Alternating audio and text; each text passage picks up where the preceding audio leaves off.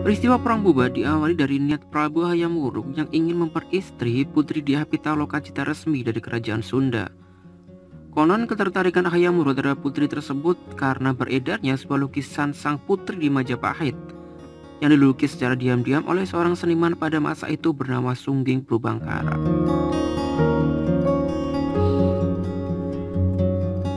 Acara lamaran telah disiapkan dan rombongan dari Kerajaan Sunda tengah berjalan menuju Istana Majapahit.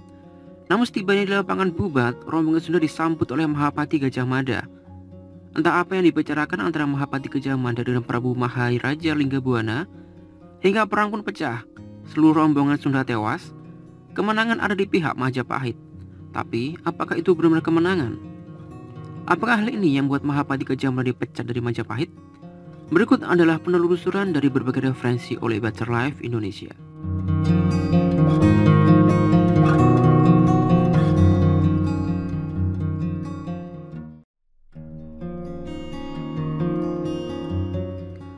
Hubungan Sunda dan Majapahit terjadi jauh sebelum era Hayam Wuruk. Prabu Sanggramawijaya atau Raden Wijaya, pendiri Majapahit, adalah keturunan dari ayah bernama Dyah Lambutal. Dyah Lambutal adalah senopati kerajaan Singasari, putra dari Rara Singamurti. Nama Dyah Lambutal ditemukan dalam kitab Negara Kertagama yang menyebutnya dengan gelar Perwira Yuda, yang artinya sosok yang gak berwira di medan perang. Anehnya, saat Raden Wijaya bertahta sebagai Raja Majapahit, nama Dyah Lambutal sangat jarang atau bahkan tidak ditemukan dalam prasasti manapun.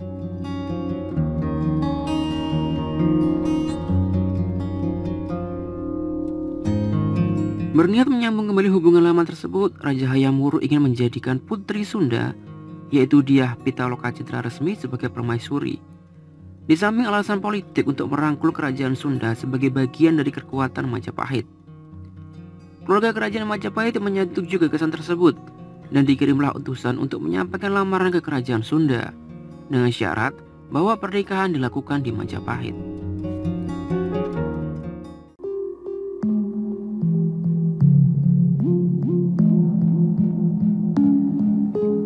Pihak negeri Sunda tentu keberatan atas hal tersebut, atas kejanggalan dalam proses ini. Di Nusantara saat itu, bahkan hingga saat ini, pernikahan dilakukan di pihak mempelai perempuan. Tapi kenapa Majapahit mensyaratkan pernikahan dilakukan di mempelai pria? Kerajaan Sunda atau Nagari Sunda saat itu dipimpin oleh Raja Linggabuana atau yang dikenal sebagai Prabu Wangi. Naik tahta pada 22 Februari 1350 dengan gelar Prabu Linggabuana Wisesa. Atas pernikahan dengan permaisuri Dewi Lara Lingsing, ia dikaruniai 4 anak. Anak pertama adalah Dyah Pitaloka Citaresmi, dan anak keempat adalah putra yang telah dikenal sebagai Prabu Wastu Kencana.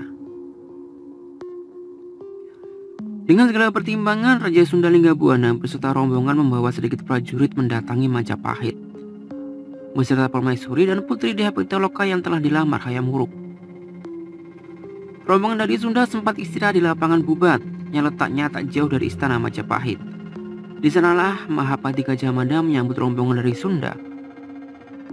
Menurut Kidung Sundayana, Mahapati Gajah Mada membawa niatan memanfaatkan momentum untuk sekaligus menguasai kerajaan Sunda.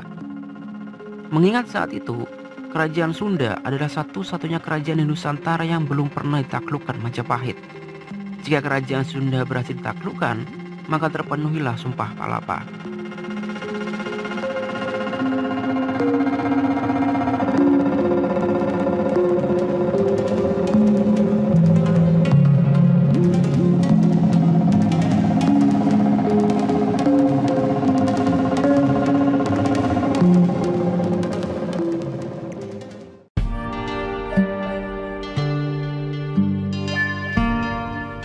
Perselisihan antara Gajah Mada dan Linggabuana terjadi ketika gagasan Gajah Mada untuk menjadikan Dyah Pitaloka bukan sebagai mempelai, namun sebagai bentuk takluknya Sunda pada Majapahit.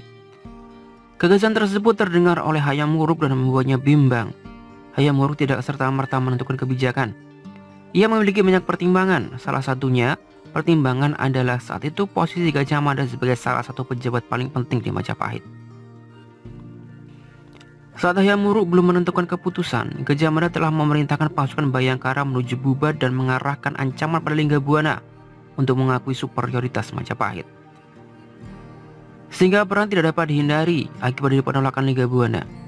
peperangan terjadi tanpa keseimbangan. Linggabuana hanya membawa sedikit prajurit dan tidak disiapkan untuk perang. Sementara Gajah Mada membawa prajurit pilihan serta dalam jumlah besar. Peristiwa perang itu berakhir dengan gugurnya Linggabuana dan seluruh rombongan kerajaan, termasuk permaisuri. Mengetahui ayah dan ibunya gugur dalam perang tersebut, Dyah Pitaloka memutuskan untuk mengakhiri hidupnya dengan bela pati, yaitu tindakan bunuh diri untuk membela kehormatan bangsa dan negaranya. Akibat peristiwa tersebut, hubungan Sunda dan Majapahit memanas, rusak dan tidak pernah membaik hingga beberapa tahun. Pangeran Niskalawastu Kencana, anak keempat Linggabuana, adalah satu-satunya keturunan raja yang masih hidup. Saat seluruh kerajaan menuju Majapahit, ia tetap di istana karena dirasa masih terlalu kecil untuk mengikuti perjalanan. Saat menjadi raja, ia memutuskan kebijakan agar seluruh orang Sunda dilarang berinteraksi dengan Majapahit, termasuk dalam pernikahan. Kebijakan ini kemudian diperluas, terjemahannya bahwa seluruh orang Sunda dilarang menikah dengan orang Jawa. Penyesalan Hayam Wuruk atas peristiwa tersebut terekam dalam Kidung Sunda yang terbit di Sunda dan Geguritan Sunda yang terbit di Bali.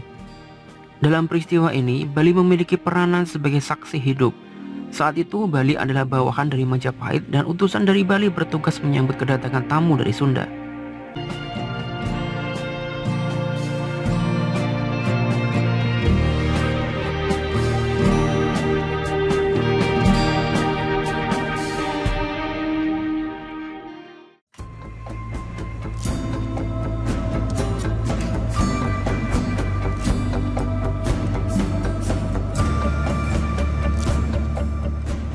Merasa Majapahit telah berbuat di luar batas, justru Bali lebih simpati pada Sunda.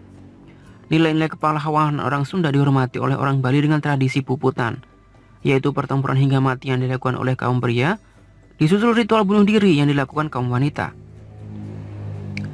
Sementara di dalam istana Majapahit, karena gagal menikah dengan Dyah Pitaloka, maka Hayam Wuruk menikahi sepupunya sendiri, yaitu Paduka Sori. Sementara hubungan dengan Gajah Mada semakin renggang dibarengi dengan usia Gajah Mada yang semakin renta. Raja Hayam Wuruk menghadiahkan tanah pada Gajah Mada di daerah Probolinggo yang terletaknya terpencil dan sangat jauh dari pusat politik Majapahit. Tanah hadiah itu disebut sebagai Madakaripura. Inilah momentum pada dasarnya Hayam Wuruk memecat Gajah Mada, menjauhkan Gajah Mada dari pusat politik, menjauhkan Gajah Mada dari istana, namun dengan cara diplomatik.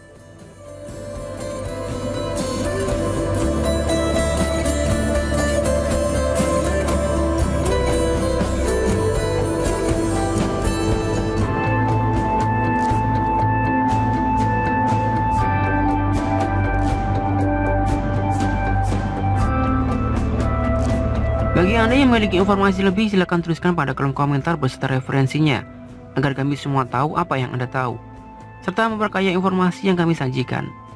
Sampai jumpa di video berikutnya. Better Life Indonesia.